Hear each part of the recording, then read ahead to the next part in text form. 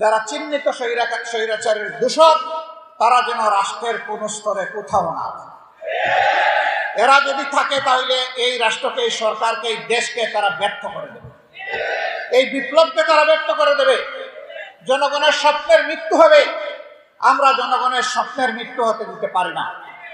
এই জন্য সরকারের কাছে আমাদের সাফ বার্তা যে এরা চিহ্নিত, এদেরকে খুঁজে বের করার দরকার নাই। এরা নিজের চেহারায় নিজেই এসেছিল, অপকর্ম করেছিল, তাদেরকে রাষ্ট্রের গুরুত্বপূর্ণ জায়গা থেকে অবশ্যই সরিয়ে দিতে হবে। তারা নৈতিক অধিকার হারিয়েছে।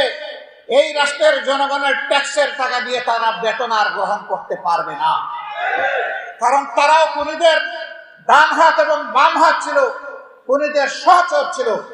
যা করেছে এখন তাদেরকে তার প্রায়শ্চিত্ত বহন করতে হবে। মানসিক ভারসাম্যহীন একটা ছেলেকে চুর অভিযোগ দিয়ে